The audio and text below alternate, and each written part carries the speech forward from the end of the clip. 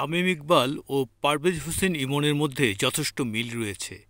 দুজনেই ক্রিকেটার, দুজনেই opener, বাঁহাতে batting করেন দুজনেই সেঞ্চুরিয়ান। টি-20 ফরম্যাটের আন্তর্জাতিক ক্রিকেটে দুজনেই বাংলাদেশের পক্ষে সেঞ্চুরি করেছেন। দুজনে সেঞ্চুরি করেছেন দুই মরুরাজ্যের বিপক্ষে। তামিম সেঞ্চুরি করেছিলেন 2016 সালে টি-20 বিশ্বকাপের প্রথম রাউন্ডে ভারতের ধর্মশালায় ওমানের বিরুদ্ধে। গতকাল মরুশহর শারজাতে সংযুক্ত আরব আমিরাতের বিপক্ষে সেঞ্চুরি করেন পারভেজ ইমন।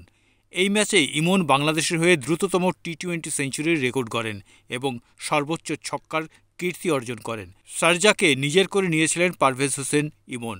দারুণ ছন্দে থাকা বাঁহাতি ওপেনার মরুশহরকে রাঙিয়েছিলেন 4 ছক্কার সৌন্দর্যে। খেলেছেন ক্যারিয়ারের প্রথম সেঞ্চুরি। তার 54 বলে সেঞ্চুরির ম্যাচটিতে সংযুক্ত আরব আমিরাতের বিপক্ষে 27 রানে জিতেছে বাংলাদেশ। ক্যারিয়ারের অষ্টম অভিষেক সেঞ্চুরি করে ম্যাচ সেরা হয়েছেন পারভেজ ইমন। খেলেন 54 বলে 5, 4 ও 9 ছক্কায় 100 রানের নান্দনিক ইনিংস। 3 অঙ্কের নান্দনিক ইনিংসটি পারভেজের অষ্টম টি-20 ক্যারিয়ারের প্রথম এবং বাংলাদেশের দ্বিতীয় সেঞ্চুরি। শারজাতে আমিরাতের বিপক্ষে এই প্রথম খেলল বাংলাদেশ।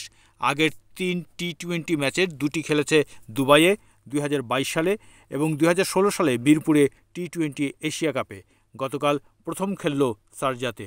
আশ্চর্যজনকভাবে সত্যি 4টি ম্যাচেই টস হেরেছে বাংলাদেশ। ইমনের সেঞ্চুরিতে বাংলাদেশ 20 ওভারে সংগ্রহ করে 7 উইকেটে 191 রান, যা আমিরাতের বিপক্ষে দলগত সর্বোচ্চ।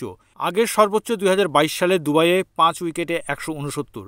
তানজিদ হাসান তামিম 9 বলে 10 রান, অধিনায়ক লিটন দাস 8 বলে 11, তৌহিদ হৃদয় 15 বলে 20 আর জাকের আলী 13 রান করে ফিরলেও ইমনের ইনিংসে ভর করে বড় সংগ্রহ দাঁড় করায় বাংলাদেশ। Target 192 run. এর আগে টাইগারদের বিপক্ষে জয় না পাওয়া আমিরাতের ব্যাটাররা শুরু থেকে আক্রমণাত্মক ব্যাটিং শুরু করেন।